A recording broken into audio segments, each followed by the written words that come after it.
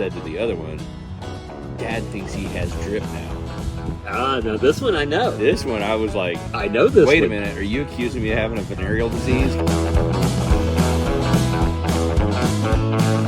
I've had some 14-year-olds that I like better than a 21-year-old. And I was like, dude, don't post that.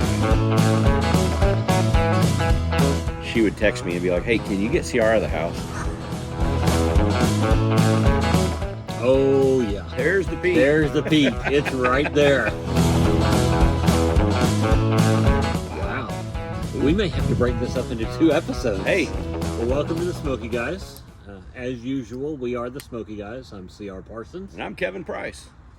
Oh, remember exactly. Hello, guest star. Hey, Lucy girl. Hey. I don't remember exactly when it starts, but it should be starting up before too long. So that will be interesting. But yeah, it took me a while to get through this season, just because I put it off and put it off and put it off, and finally sat down and finished it up. Yeah. So our guest star, Lucy here, she's a Great Dane that thinks she's a poodle. She tries to be a lap dog. Yeah. Bless her heart. I mean, She's of course, awesome. I walked in. I hadn't been here in 3 days, and she came over, and she would just not leave me alone. Right. She's just wanting all kinds of loving. Yep. Yep. My son has a Great Dane, a pure black Great Dane, and I think every Great Dane thinks it's a lap dog. Yeah. They all just don't seem to realize how big they are. Yeah. And they're gentle giants because of it. Yep. And like I say, we've been really, really lucky with her. And oh, poor Poncho here. He's a pit bull boxer, and he's just not tall enough for him to get on camera. No. But they're gonna go over here and get some loving from the producer. They're happy to see him alive too. Absolutely. They probably heard the same rumor I did that they did. That he wasn't gonna make it. Yeah. They're my cigar buddies. We'll sit out here. Well, you know that we sit out here and they will hang out with us all times of night and we smoke cigars and they chase rabbits. I was gonna say I've seen Lucy chase rabbits, and that is hysterical. Rabbits are quick, but Lucy's quick. Well, for a big dog, she can move. Yeah, she's got quite the gallop on her. She takes off, and those rabbits don't stand a chance. Absolutely, absolutely. What's funny, she doesn't really kill them. She gets them in her mouth and just stands there and wants me to, like, I guess, pry them out. And a lot of times they'll play dead. They're kind of looking at giving me side eye, like, is it okay for me to run now? Can I go? Can I go? Can I go? Is she gonna get me again? Yeah, do you have a hold of her? Okay. But we have a lot of fun out here, and I hope that's what I mean. Again, we talk about cigars and the times we have and how great it is, and you can definitely, you don't have to go to a cigar bar to enjoy a cigar. No, absolutely, absolutely. I love just sitting on my back porch, throwing the radio on and light up and just relax and enjoy an afternoon. And I think your wife, she would probably say that we're doing the Lord's work, because during COVID, she would text me and be like, hey, can you get CR out of the house? That is true. It's a beautiful day. I know we're not supposed to be within 6 feet of each other, but just saying, you could probably have him over to your house and you guys could have some cigars and whiskey. And that is true. That's part of what kept me sane through COVID was because I get cabin fever. If I'm stuck inside for 24 hours, I'm just climbing the walls. In fact, one of my favorite cigar bars that I found years ago was Classic Cigars over at Riverwalk, which is no longer. Yeah. But the reason I found it was because we had a huge snow, and I had been stuck inside for 2 full days. Ooh. And it was driving me nuts. I was going up the wall, and I knew there was a cigar shop that was 3 miles away, and I could get 3 miles. No matter what the weather was, I could get 3 miles. So I called them up to see if they were open, and the guy answered the phone, which I now realize is probably Kevin's friend that I knew from the cigar bar that he knew. we have a lot of weird connections of people that we know. Yes. through Cigar box. Cigar box. It was a that's right. cigar box. It wasn't a classic. That's right. Yeah. It wasn't a classic. It was Cigar Box. Yeah. But I called up and I said, I was just checking to see if you guys were open. I've got to get out of the house. He goes, oh, yes, that's why we're here. And so I went over, and that was the first time I had ever been there. And I basically lived there for the next 3 years because I was there all the time. Well, I think it's time for another. Let's do it. Let's do it. Let's just keep going through these. Moving on up. We're now at 14. We're now at 14. So this one goes up a little bit in proof. This one's a 92 proof. Okay. 14-year-old. I don't see any particular cask mentioned. So Of no, course, no interesting finishes. Normally you get these things and they're nice big tall tubes and you can read everything. Right. And I have 2015 vision, and this one right here is so tiny, I'd probably need a microscope to read. Oh my goodness. Uh, That's like smaller than my legal type. Yeah, but it's Tomintoul is the brand we're looking at here, and we'll just crack this little 14 and see what we think. Boy, it's pretty color, just slight yellow, Real light. very light. Which for being in a barrel for 14, that's very light. Yeah, I wonder if they just used a light charred, They may have. white oak probably. Yeah. Yeah, and if you're wondering, because I didn't know this until I started researching it, all American bourbons are required to be in new Yes. oak casks, which means that they have never had anything else in them. Almost all scotches are in pre-used Used. casks. Yes. Which means a lot of times some of our favorite bourbons, the barrels then get sent over to Scotland, and then Scotch gets barreled in the same barrels. Yes. Which I found interesting. Yeah, and sometimes you pick up those notes. Absolutely. And you'll taste one and you go, oh, wait, I know that.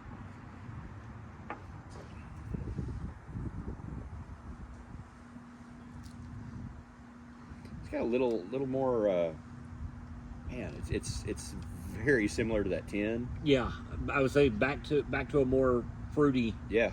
note. The cherry is completely gone because that was all sherry, I can tell you. Oh, yeah. But Get a little bit of heat difference. do you? Yep. I'd say weirdly enough, I'm not getting as much of the fruit note on this as I did on the 10. Yeah. You'll get it on the palate, I think. That first sip, I really got it.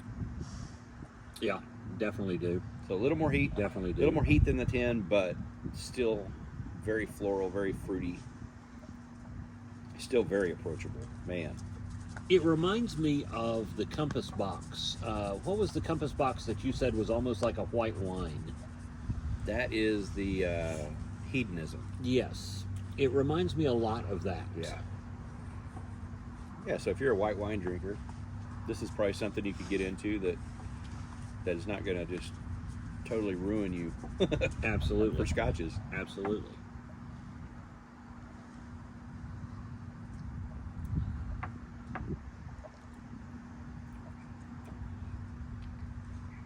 Yeah, the second taste, I'm picking up a little more of the Scotch flavor profile. Yeah. Still not peatiness, but No, but that, it's almost like a light Macallan. yes, that's a great way So to it's describe it. definitely got a little, it's getting a little bit more into the Scotch flavor that we're used to.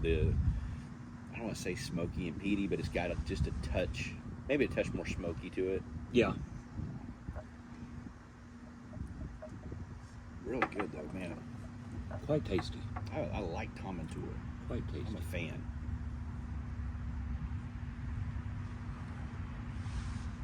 Well, what have you got coming up? Anything interesting? Well, this week is the first Friday of the month of April. So I'll be playing up at Grand Lake at Docks inside Okay. the Shangri-La Resort. Playing a little show with my buddy Hank Wilhelm, our buddy.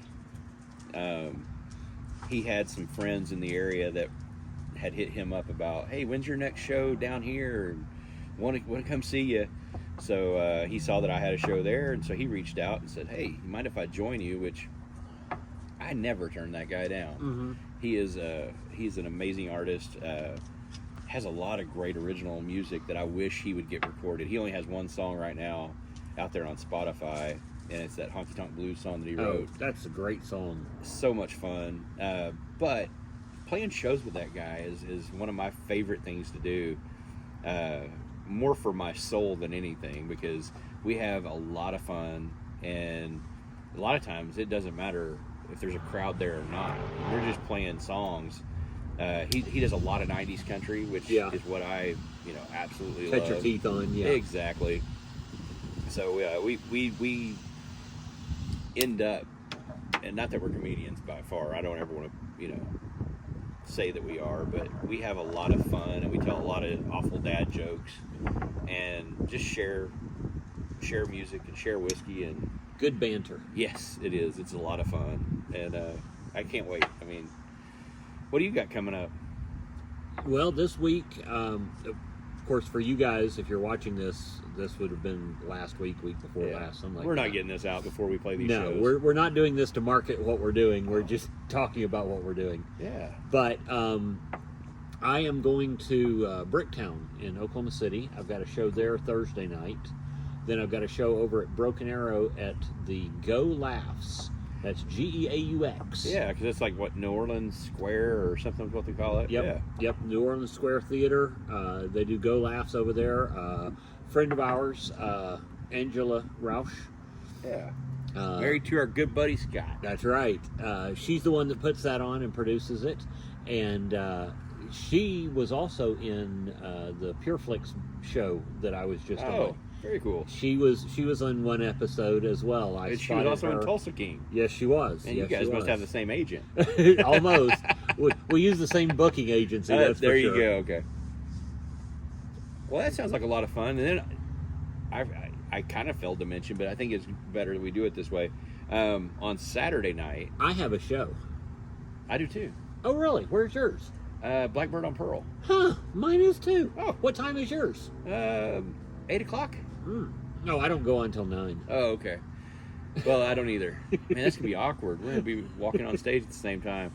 No, we actually have a real good friend of ours named Damaris that is a singer-songwriter out of Kansas, and she's coming down. It's her birthday week. Nice. And so we were talking about having an opener for the show, and I kicked around many ideas, and I said, you know what, the perfect person to have on this show is Damaris.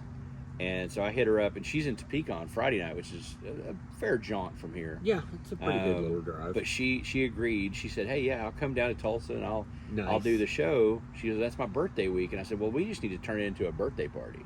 So she's going to open the show for us at 8 o'clock. Nice. And then, news to you, we're going to have her come up and join us, because she's actually never played with a band before. Oh, really? So this week at some point we're going to have a band practice, and we're going to try to work up three or four songs for her to jump up on stage and join us. And I told her, I said, no, you're just going to sing.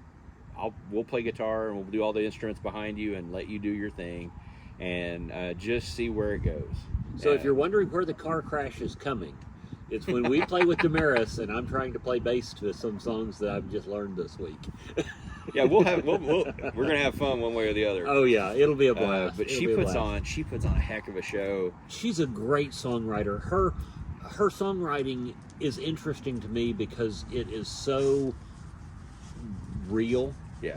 I've known a lot of songwriters who write great songs. I've not known a lot of songwriters who write a lot of stuff that is so personal and so in your face. Here's what I think, and here is my thought processes. And she does a great job with that. And she's got a sense of humor, and she's really an amazing artist. Well, I want to throw out a request of some help that's needed for her, though, because our lovely friend Mark Zuckerberg, you say that sarcastically, yeah, shut down her Facebook music page. No. and apparently she cannot get it back. There's something, I'm not sure what happened, but she had over 5,000 followers, and now that's gone. Oh. So she's gonna have to start over from scratch. Yikes. So if you're on Facebook or Instagram or anything like that, when she gets her new page up, just do a search for Damaris and give her a follow. I think it's Damaris Light. Sit beside my fire. Yeah, sit beside my fire. Okay. Is her big thing. But yeah, please give her a follow and get her some followers back. Yeah. That's a shame that your social media presence can be gone for no reason. Right. Just gone. If she was posting a bunch of stuff that was, on cutting edge and, that whatever their standards are, I would get it. But this is one of those things that she wasn't hacked. She wasn't anything. Her page literally just disappeared into thin air. Wow. I'm fearful now. It's like, wow, that can just happen at the drop of a hat. And Yeah. You have no recourse or anything. Yeah. So that's why so many people are going to alternative medias and alternatives to Facebook and even YouTube and Twitter and all of that, because they're just diversifying. Yeah. I know a lot of people gripe about the alternative social medias that they're siloed. Yeah. You've got some that are conservative and some that are liberal, and if you go to one, you're not supposed to be on the other, and it's all stupid. I say do all of them.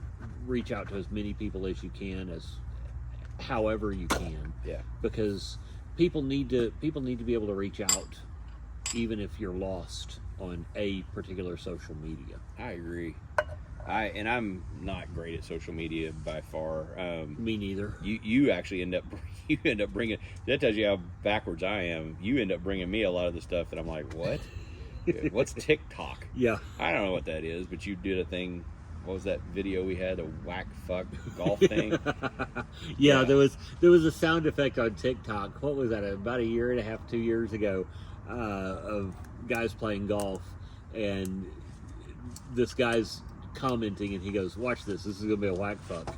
And the guy hits the ball, and you hear the ball whack, and he goes, "Fuck."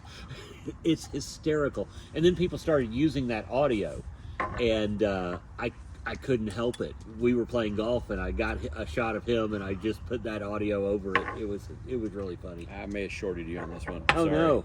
This is the 16. Yeah. How can you short me on the 6? Here. No, I'm fine. I'm fine. I don't need any more 16s in my life. I'm beyond that. You've raised enough. You're good. Yeah. Oh wow. Oh, I was like, did I really short you that much? No, I was finishing up the 14. Yeah, I'll tell you, it's funny because I was just telling somebody the other day that Facebook scared me. Yeah. Because I was thumbing through my Facebook, and a friend of mine had a comment that said, "Dude, I've had some 14-year-olds that I like better than a 21-year-old." And I was like, "Dude, don't post that," because there was no content, nothing surrounding it to clarify what he was talking about, until I realized he was mentioning it on a whiskey page. Yeah. And I was like, "Oh, thank God." That'll get you on a watch list. No kidding. That's what I was worried about.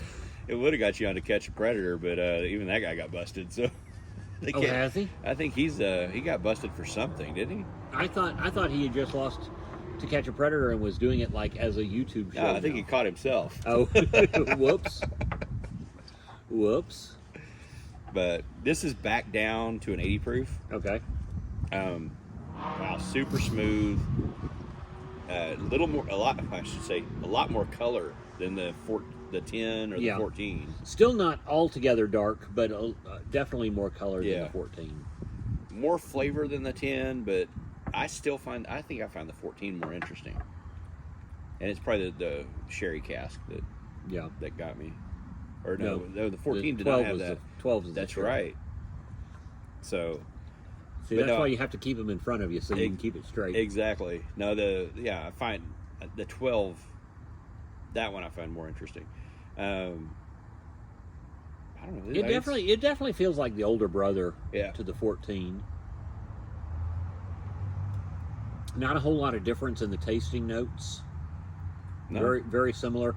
again, getting more scotchy, and I don't Yeah. know exactly how to describe that, but it definitely is getting more scotchy. Yeah. Well, like I say, it's got more color, so it took on a lot more of that color from the charred oak. Mm-hmm. Probably a little more bourbony. Yeah, You it's not quite as vanilla-y sweet as a lot of bourbons. Is that a word? Vanilla-y? It is now. Okay. It is now. I'm an attorney. We can make anything a verb. Yeah. Yeah. Call up Weber's or whoever's. Are they still printing dictionaries anymore? I don't know. I don't know if that's a haven't. thing. The last dictionary I looked at was Black's Law Dictionary, which will always exist. Yeah. Start our own dictionary library. Dictionary or something. Just create all kinds of freaking words that don't exist currently. As fast as words are changing, it's hard to keep up with them. It is. I was watching a preview for a show which I will never watch.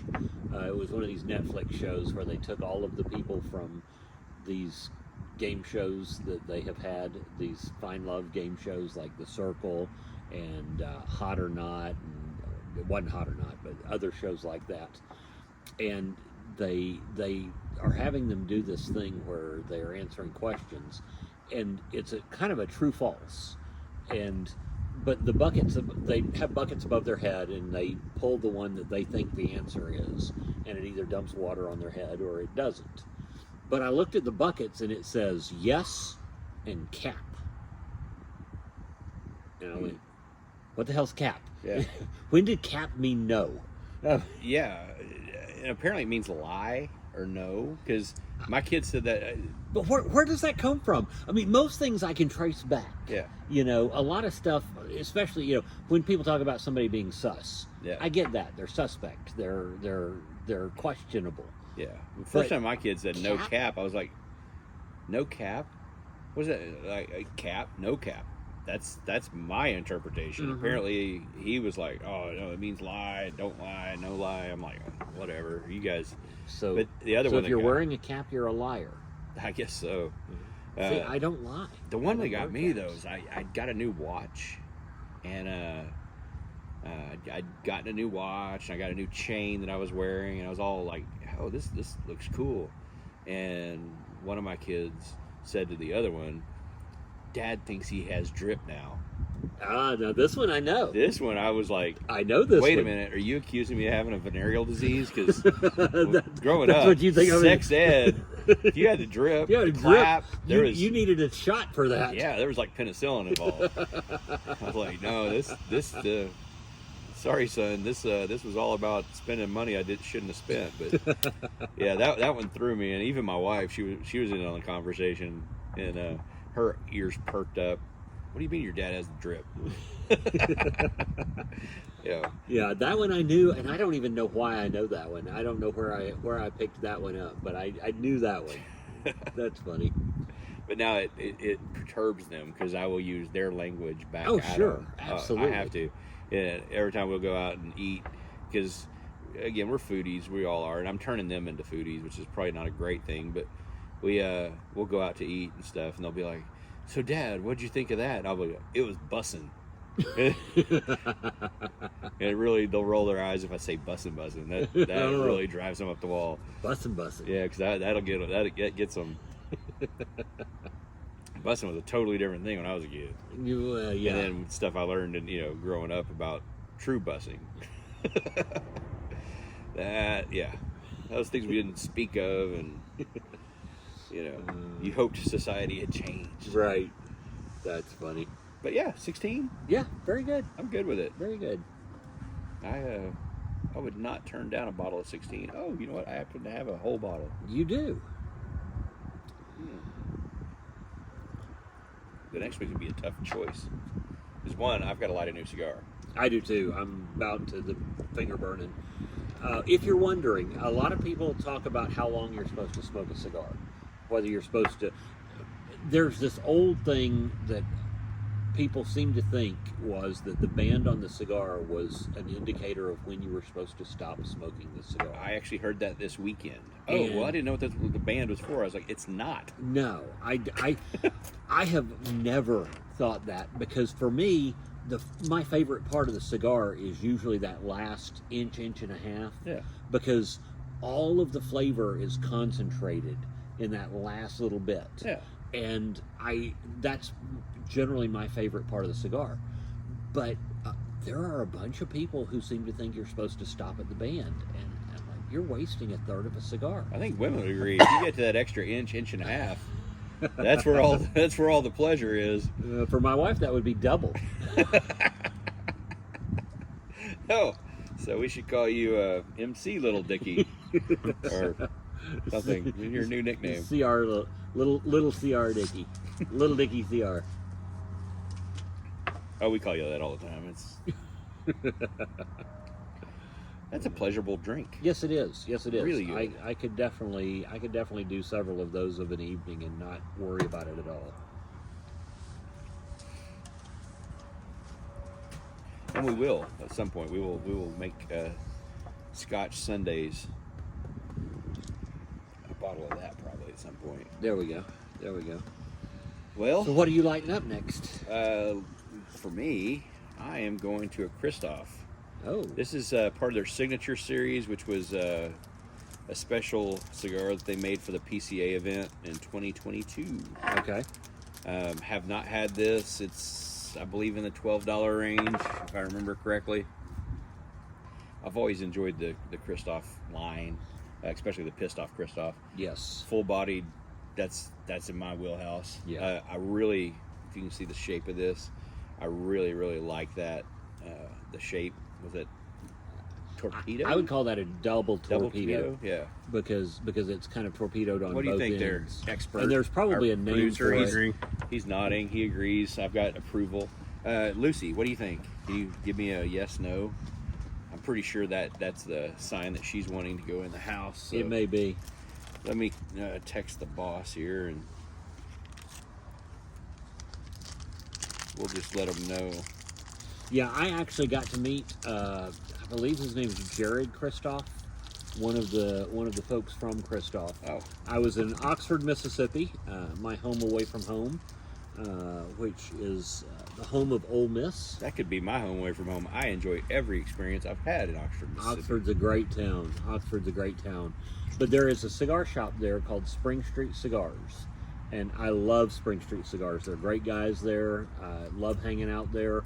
But I was there one time when they were having a Christoph event, and I believe his name was Jared. Now that's going to drive me nuts because I'm going to feel bad if it's not. If Jared. we only had a fact checker. Yeah. We've got a producer. We don't have a fact checker. But I know you're saving labels, so I'm going to go ahead and pass that one over to you. But I got to meet Jared, and nice guy, and we got to talking cigars, and he gave me one of their special editions that they were not selling at the time, because I was such a big Pissed Off Christoph fan.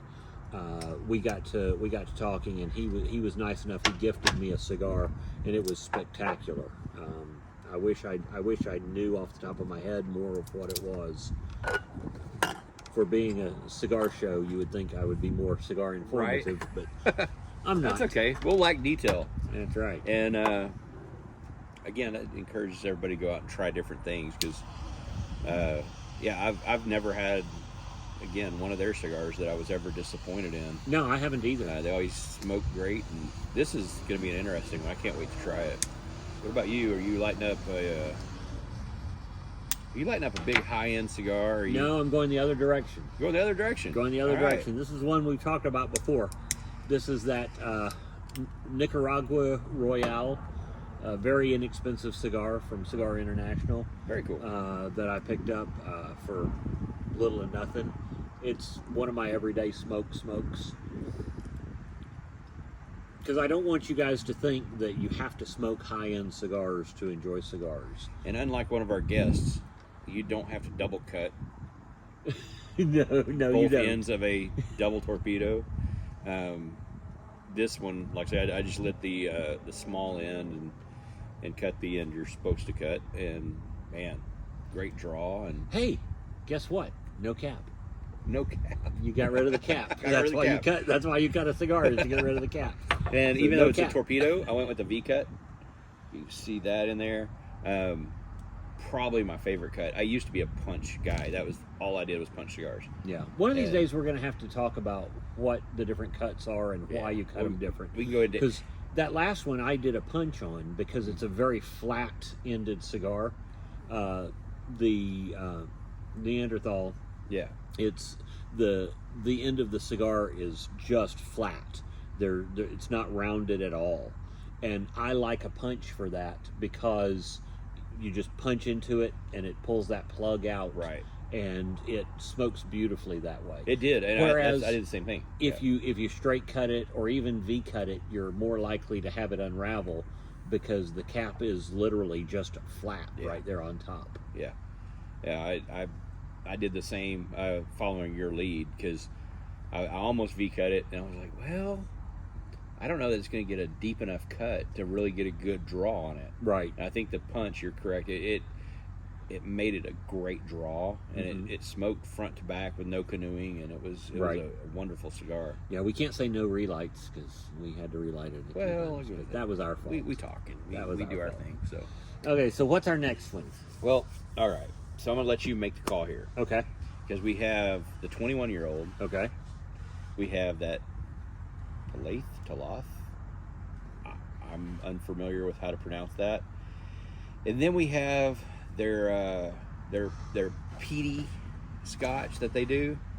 It's called Peaty Tang. I had to spin it around so I could figure out because it doesn't actually say it on the label. Oh, does it not? No, it just says single peated malt Scotch whiskey. Okay.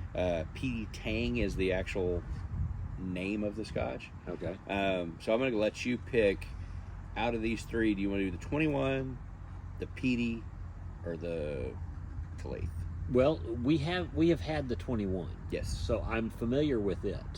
And not that we're not going to crack it open at some point. I think we know what we're going to get, even if we hadn't had it prior to. Exactly. We know it's probably going to be the smoothest. Yes. It's probably going to be the darkest of the aged stated. Yeah, the standard age stated stuff. Exactly. So I think we know what we're going to get, which is an easy route. And then maybe we try the ones that we haven't had, or what direction do you feel we should go? Well, I definitely think we should save the peaty one for last because Agreed. Because once you've had peat, you taste peat. Yeah. You depending on how peaty it is, you may taste peat for several days. Okay.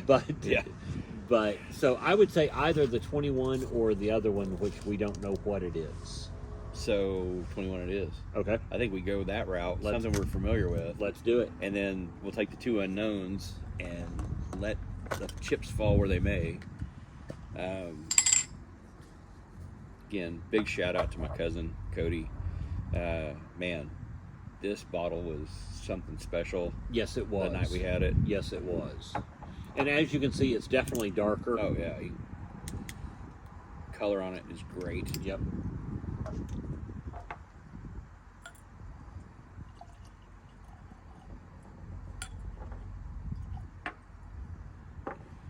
I will not short you on that one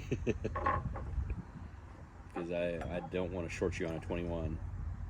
Damn it, I shorted you. No, you're fine. You're fine. You're fine. Is there you're still? fine. Is there any in there? No, you're fine. You're fine. Oh, we got to share. Okay. Scotch is meant to be shared. All whiskey's meant All to be whiskey shared. is meant to be shared. Unless you're a producer and he won't take any. That's right. So Unless it was oil If it was fire. oil fire. Oil we're gonna fire, do he'd an be all oil over fire oil episode fire. at some point.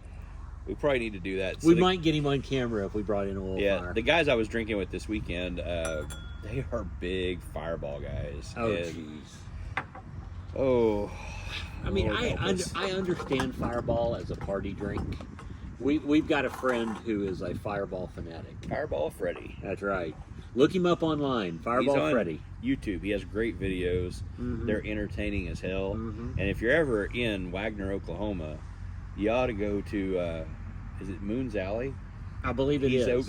He's actually opening a bowling alley. Yes. And I will promise you there will be a lot of Fireball There served will in that be. place, or at least consumed in that place. I would be shocked if it wasn't sponsored by Fireball. Right. I can imagine. Big Fireball bowling balls. Exactly. That could be That would interesting. be fun. It would be a That lot would of be fun. fun. I bet. But yeah, so these guys, and quick story, we're out there golfing, and a couple of the guys that we golf with, older gentlemen, they are known to bring the Fireball. Oh yeah. Yeah, a lot of us just bring beer out to the course and whatnot, and or we buy beer at the course and load up on that.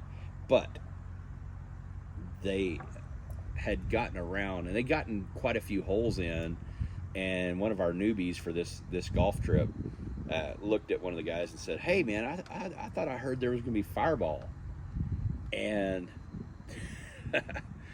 oh, bless his heart. The one of the Fireball guys, he slammed his club to the ground. He was so mad at himself because he hadn't broken out the Fireball yet. So they only had like 3 holes left, and he tried to make up for an 18-hole round Oh no. of Fireball with his 4-person group in the last 3 holes. Oh. And he'd brought a whole bunch of it. Oh my goodness. So by the time we got done with that first round, yeah, that foursome was pretty lit. Thank goodness none of them were driving. Everybody was safe, except for us that had to deal with them later. Right. Yeah, except for those of you who had to golf with them. Yeah, and my golf partner, he doesn't drink. He actually has a condition that doesn't allow him to drink. Oh, that's a shame. Yeah, and so I mean, typically I have to take the brunt of that. I mean, you have somebody has to step up in that situation. Yeah, you have to take one for the team, or 2 or 3 or however many happens there to be. are. But he also had stashed. We played golf together as every bit of a year and a half ago, and he would take the shots and put them in his bag, the little mini bottle shots. Right. And so he'd just drop them in his bag. Well, one of the other guys comes back and is telling us the story after they ended their round. We were finishing our round, and they came back to watch us play. And he's telling the story, and he's man, those guys were just pounding down these, and man, they didn't even offer me any. And so my playing partner goes back to his bag. He's like, "Oh, you want a Fireball shot? No problem." So he starts pulling out these shots from like a year and a half ago. They've been sitting in his golf bag. There's no telling what type of temperature changes they've been through. It's okay. It's half propylene glycol. It's like antifreeze. It is antifreeze. It's literally antifreeze. So it's not like it goes bad. I mean. So yeah. So he just starts taking these shots out of my playing partner's bag, and I was just. That's funny. I was like, okay, the germaphobe in me is thinking, okay, what if, hypothetically, I understand a whiskey. We can leave a whiskey in a bottle for 20 plus years and go back, crack it open, and drink it, and we're not going to have a problem. But this is like a sugar-based, sweet syrup of a drink. Yeah. And so after he did a couple of them, I go, "How do you feel?" He goes, "I feel like I drank a Christmas tree." Like, yeah, well, you're probably going to shit a Christmas tree here in just a little bit, because I'm not absolutely 100% certain there's not something gone wrong with that. That's funny. That's funny. Side note, we on the day we played 2 rounds back to back, we got to the clubhouse, and I was playing in the last group, and so we come into the clubhouse, and the lovely woman working at the front says, all the other guys were grabbing lunch on their way out, so I brought out some more sandwiches for you guys if you guys want to buy sandwiches and chips. Yeah, sounds like a great idea. And so I go up, I said, yeah, just, I look at what she's got there. I was like, yeah, give me a turkey sandwich and some chips, and, that'll be my lunch for the day. Yeah.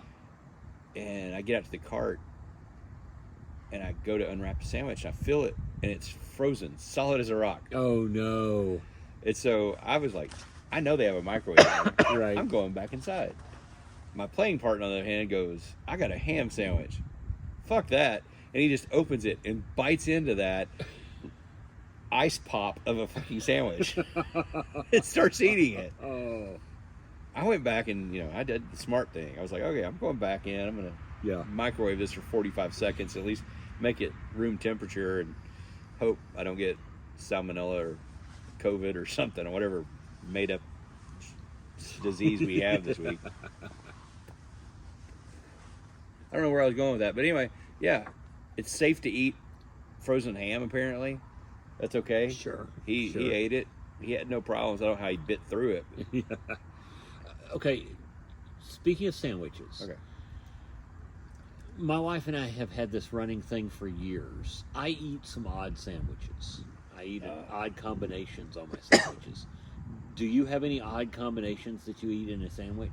No, I'm not a sandwich guy. Okay. I am just not a fan. I mean, I will do it, but it's always probably the bare bones of sandwiches. It's like meat, cheese, and mustard or mayo, whichever's available. Mm-hmm. I don't care about bread.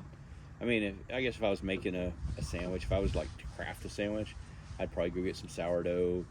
I'd want some good meat, like some Boar's Head brand or something like that you know, you got to overpay for it. It's $15 a pound now. Right. But no, I typically don't do sandwiches. Now, one of my teammates from the first day of golf, we found out during the round that he is a ketchup guy. And he actually will just have like a ham and cheese sandwich with ketchup or turkey and cheese sandwich with ketchup. Seemed really strange to me. That is an odd combination. Really, really. Usually ham and cheese goes with mustard. Okay. I'm a big mayonnaise guy. I want mayonnaise on everything. But mustard seems more normal for a ham and cheese sandwich. Ketchup doesn't seem right for a ham and cheese sandwich. Doesn't seem right for any sandwich. I mean, I get like, you know, you go to a fast food joint and they put mustard and ketchup on your burger. Okay. I can probably get behind that. But ketchup on a sandwich just threw me. Well, see, I grew up. What about you? Yeah. I grew up in a weird family. We were not poor by any stretch of the imagination, but we acted like we were poor, I guess. My parents owned their own business, and so that cash flow was always a thing. Yeah. And so and we also had 6 kids in the family. So you had to plan your meals because otherwise you can overspend instantly when you're feeding that many people. But one of the things we would do every once in a while is have a Dagwood night. Okay. Now, I don't know if you remember the comic strip Dagwood. Mm-hmm.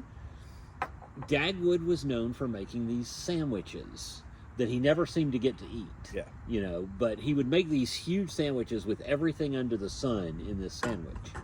And so we would have a Dagwood night where we would pull everything out of the sandwich bin and just make a sandwich with everything. So you may have a sandwich with mayonnaise and ketchup and mustard and ham and cheese and pickle relish and bologna and turkey and chicken and everything under the sun.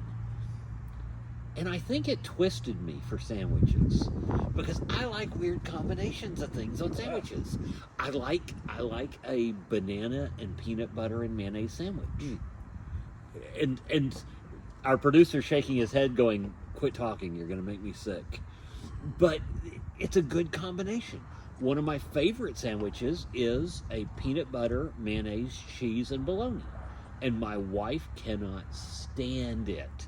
She freaks out every time I make one. She's like, I don't even want to smell your breath after you've eaten a sandwich like that. I'm like, but it's a good combination. It tastes great. I am a non-bologna guy. I'm a non-hot dog guy. Okay. In high school, we had to do these, you know, we were, of course, being a guy that I like to do things myself. I like to cook. I like to do, you know, if I need to sew something, I like to know that I can do it. So I took home ec. Same. You know, it was a great class. It was fun. And plus, all the women were in there. So why not take home ec, right? Be the only guy in home ec. It was awesome. Not a stupid choice. No, but one of the things they did, they took us on a tour of a hot dog bologna facility. Was it Bar S? Bar S. I love Bar S. Clinton, Oklahoma. I love Bar S. Oh, but you never my want to gosh. know how the sausage is made. No, and I do know how the sausage is made, and and the workers are like, hey, they think it's hilarious to wave at you, and they're like, hey, look, I'm missing a finger.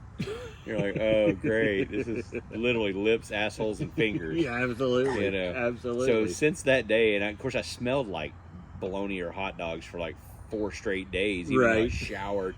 That's all I could smell. Yeah. And to this day, I mean, now, I'm a barbecue guy, and I love to use my smokers and do all that. And I'll smoke bologna for the family. If anybody wants it, great. I'll throw it on there, and I'm good at smoking it. I get that. I just will not eat it to save my life. That is an Oklahoma delicacy. Oh, yeah. It cracks me up. Oklahoma ribeye. I travel all over the country, and I'll walk into a barbecue place, and if I mention smoked bologna, they'll look at me funny. Yeah. I'm like, I'm from Oklahoma, and they're like, oh, we understand now. We get it. I have a friend that's a certified master chef, one of only 60, I believe, ish. I mean, you could probably fact check me. There's very few of them actually in the world that are certified master chefs. And he took over our most private country club here in Tulsa. And he went in and he did the menu, and he made up. They have like 7 restaurants, I think, ish in the country club. And so he was trying to make every menu just as perfect as he could.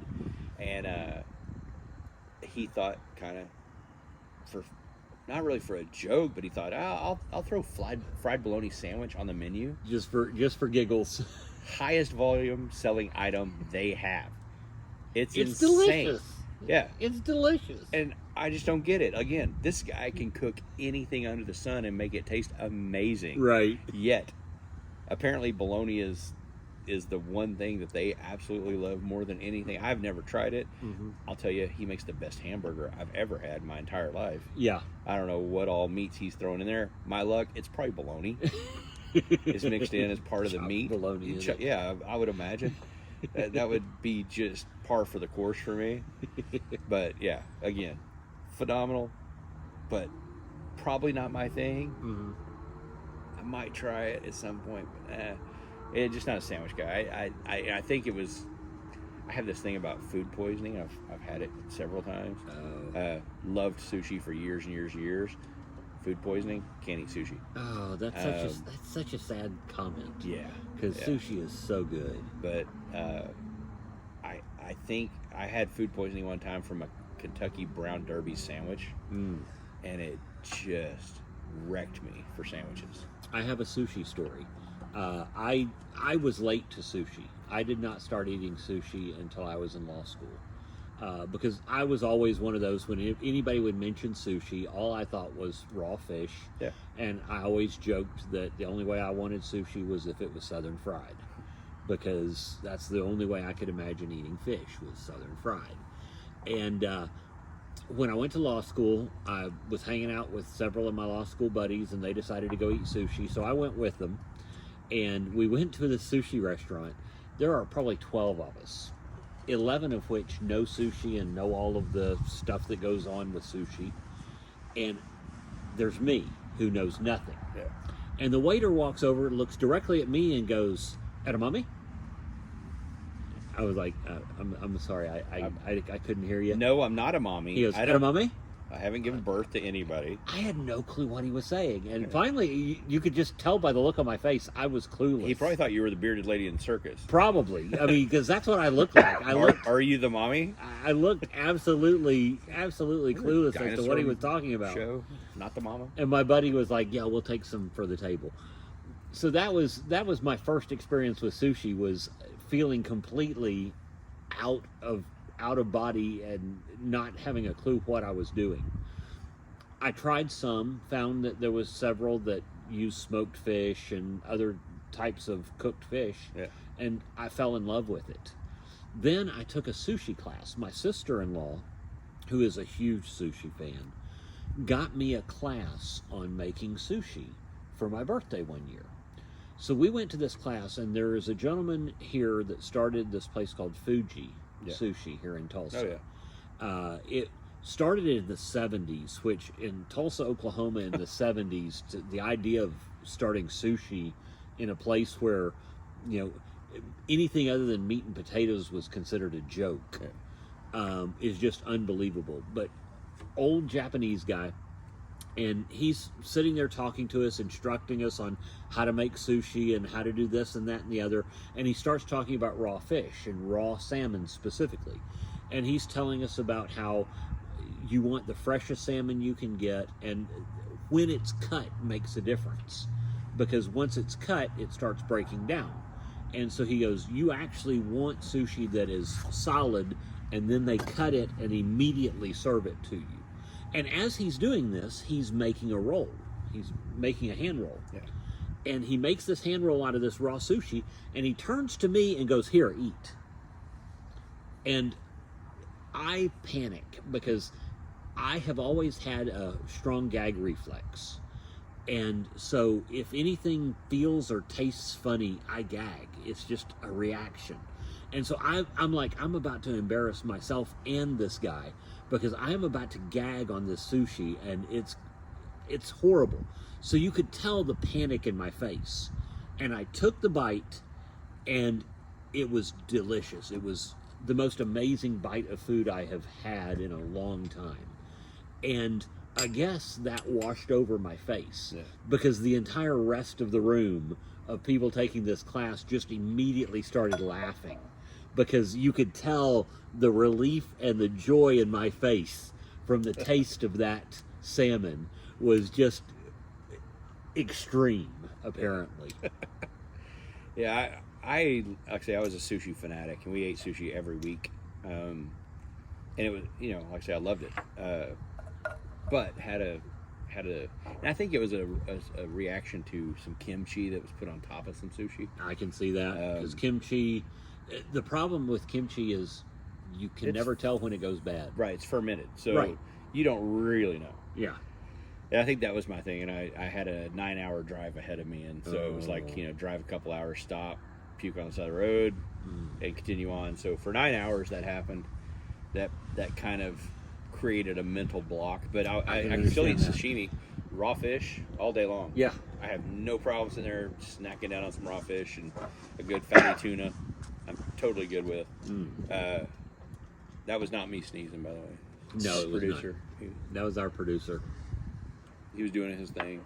So I had to turn on a light so that I could see it, because it's nighttime here in Tulsa. It's a beautiful night. Yes, it is a beautiful night. But I had to turn on the light because it tells me how to pronounce. It tells you who to pronounce. Yeah, how to pronounce the next whiskey. Okay, so how do you pronounce? Tala. Tala. Tala. Tala. It's spelled T-L-A with a little off of it, T-H. Okay. But Tala. And it means very gentle. So we may be going from a gentle whiskey to a peaty whiskey. Ridiculously peaty whiskey. That's funny. That's why I cleanse my palate with water. I just did the same. Try to kind of reset the palate so we can check it out. Yeah. Assume we're doing okay on time. Probably a little over, but Going on 2. we're good. Okay. 2 hours. Are we? 2 hours already? 155. Wow. Ooh. We may have to break this up into 2 episodes. Hey. All right. You make bonus it a content. twofer. It's a twofer. Wow. That's good timing. So, Tala. Tala. Yeah, I probably could have found out how it was pronounced. I've got a friend who lives over in Scotland. She is, I say lives in Scotland. She's Scottish. She's born and raised there. In fact, So she's just a little Scot? Yeah, she's Scottish? She's quite the little Scot. It's funny because she was giving me a hard time last week before last, when I was performing here in town. I posted on Facebook for all of those people who have asked me, when are you performing in town again? Here's your opportunity. I'm here this week. And she immediately messaged and she goes, no, you're not. I said, okay, Lindsay, no, I am not in Scotland. I wish I were. She goes, get your ass here. She really wants me to come over Anybody from there. Fringe Fest happens to see this and wants to get us over there, we would love to come. Exactly. That would be kind of a dream come true, to come over and perform for Fringe Fest. Absolutely. I'm going to tell you, man, I took a sniff of this a minute ago, and to be gentle, I believe it's a gentle mellow. It's almost the fruitiest of all of the ones we've smelled. Gentle and mellow. It is really gentle Is it? and really mellow on the nose. Very fruity. Yeah, very fruity. Like maybe green apple. That's definitely. But now I'm kind of like, and the color's great. The color's wonderful. Not age stated. There's no idea of how long this was in a barrel.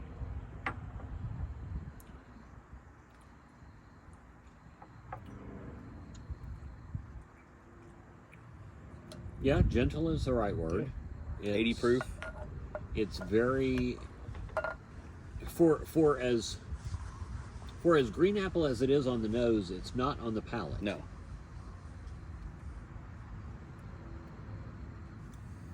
And I should probably go back about this cigar. This is a box press double torpedo. So it's very flat, very squared off, rectangle, I guess you'd say.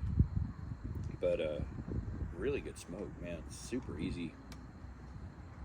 Goes great with the Scotch. That's awesome. Yeah. But yeah, the Scotch, green apple on the nose, but not so much palate. I mean, it's very flavorful. Okay, I'm going to do something that grosses some people out when you do this when tasting scotches, but you'll see wine drinkers do this all the time.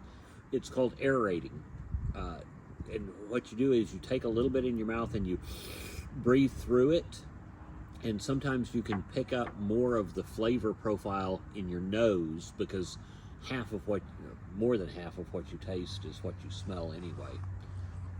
In your nose? It's your nose. In your nose. It's in your nose. Some of us knows it here because we're lizard people sent here from another planet. Yep. Yeah, pick up more of the green apple that way by aerating it and getting it up into your nasal passages so you can get it smelled. And I do this because everything's in your head. I give my wife a hard time because she'll tell me she has a headache and I go, it's all in your head. She goes, no, I have a headache, really. I'm like, no, it's all in your head. Trust me. I cannot believe we've gone 2 hours. This is wow. Yeah, we'll put this out as a double episode. We may put it out all in the same week, just so you guys don't have to wait forever for the next episode. But this is what happens, though. This is cigar smoking. You take a break and you're going to light up a cigar and you're going to smoke for a little while, and you enjoy it so much that you light up a second, and the next thing you know, 2 hours later, you're still sitting around talking to folks and enjoying yourself. Yeah, exactly. It's like, next thing you know, it's 2 a.m. We've had a few of those nights. We have. We have. We can't do that, though, for our producer, because he actually has to go to work in the morning. Yeah. Make him late for a meeting. No meetings tomorrow. No meetings. All right, we got clearance. That's right. Clearance from the tower. Permission to buzz the tower, sir. We have clearance, Clarence.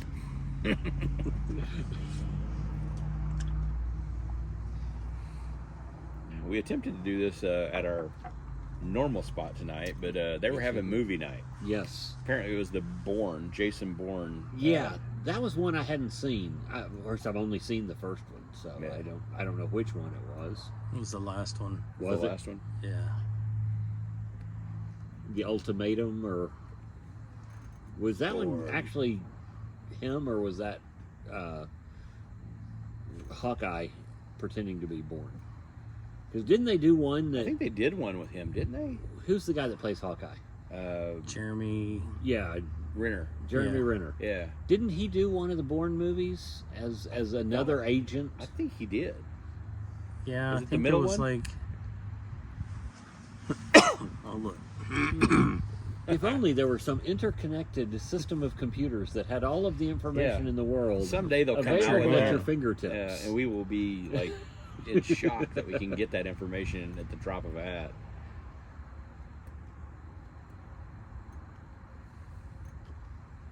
Tala makes me say Tala.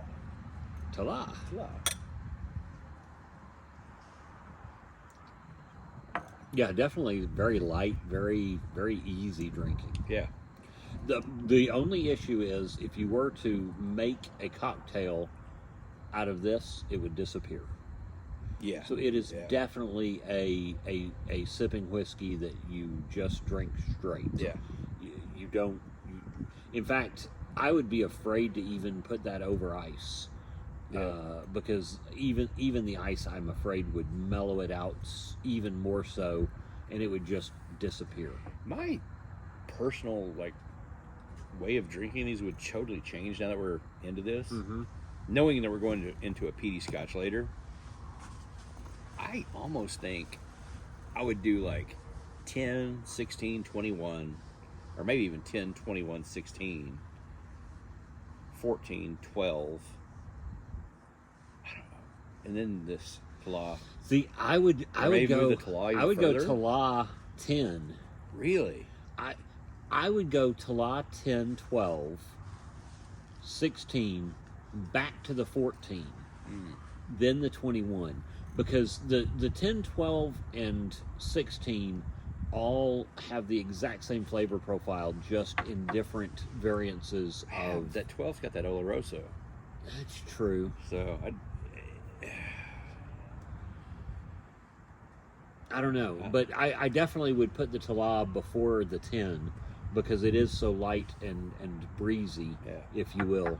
I don't know. I still feel like it has more. I think it has something more than the 10. It has a different note because it is more that green apple than the pear or the citrusy notes. Very good, non-age stated, but again, it seems like this whole line is something that people could go to if they hadn't been a Scotch drinker. Absolutely.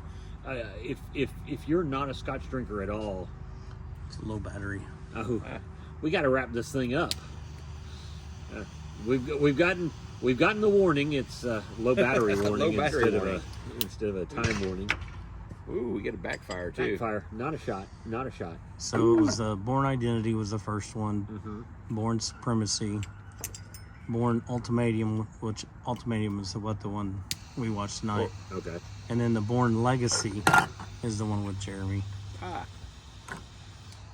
right. So we move to a green bottle. So I can't really tell you what color this is. Yeah, I have no clue until we pour it. Again, Speyside Glenlivet, single peated malt Scotch whiskey. I am very interested in this one, and I am too. I have come to love peaty Scotches, which surprised me. especially with a steak dinner. Oh yeah, man. oh yeah. Well, and a good strong cigar. I mean, it's amazing how a good peat goes with a good cigar. Let's make sure all the rest of that's out of there.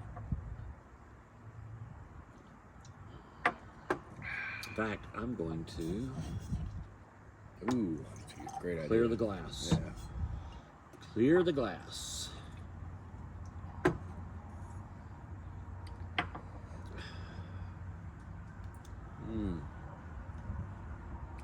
That is a lovely filtered Tulsa tap water. That on the nose.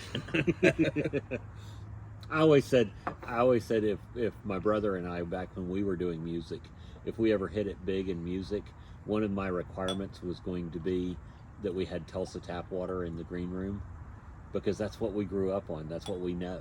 And Tulsa tap has a very specific flavor, and I like Tulsa tap water.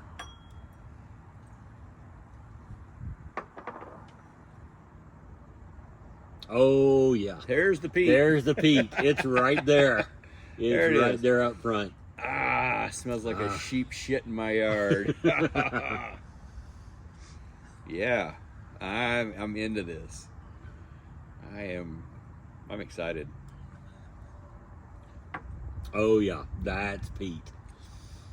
Now, if you're not into peaty Ooh. Scotches, this is not for you. But Yeah. oh my goodness, that is good. Yeah. That is good. It's got the sweet notes from the other or other ages, but it has that peat. So, give me a minute. Once my body gets used to the peat, once my taste buds get used to the peat, I can probably pick up on some of the fruit that's under it.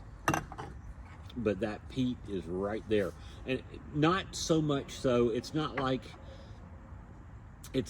a Bowmore or one of those that you're gonna literally be chewing for 3 days. Right. But it's a good solid peat. That is really, really good. Oh yeah, that fruitiness is still there. Yeah. That fruitiness is definitely still there. It's just got the peat on top of it. Where'd you get that? I got this at a Total Wine down in San Antonio, Texas. I think it's just some sort of gift set they had. It seemed like it ran about $60 That's not bad. for 7 tasters. Yeah. Yeah. Very good. It's a heck of a way to try their line. Mm-hmm. You know? It really is. It really is. I'm impressed. That peaty one though. Man, peaty tang. I gotta remember that one and find it. If only tang tasted like that when I was a kid. The astronauts would be taking peaty tang to the to the moon. That's right. To the moon. Yeah, that's a great ender right there. It is. And speaking of enders, where can they find you online? I believe you can find me still at Kevin Price Band, at Kevin Price Band on all the social medias, at KP Troubadour, at Kevin Price Band. We do a lot of the show postings and stuff. At KP Troubadour, I just kind of do some random stuff that's my own. I'll still post shows there, but you get a lot of other stuff that I throw up. There you go. Not that I'm throwing up online. Yeah, you probably won't see that. That's a whole different kink. Yeah, that's a different one. You can go to OnlyFans for that probably. At Puking Troubadour. I don't know. I don't really keep up with that kind of stuff. But what about you? CR Parsons Comedy, CR Parsons Comedian, depending on the social media. And crparsons.com. You can find me there. Don't forget to like and subscribe if you've liked this video. And if you haven't liked this video, go ahead and like and subscribe anyway. Yeah. I mean, you don't have to like it to like and subscribe. Just do us a favor. It helps beat the algorithms. That's right. You can just help us out. Yeah. This has been fun. It's been a long one, but it's been a fun one. Definitely. Hey. Good to have you guys here. And until we meet again, stay smoky.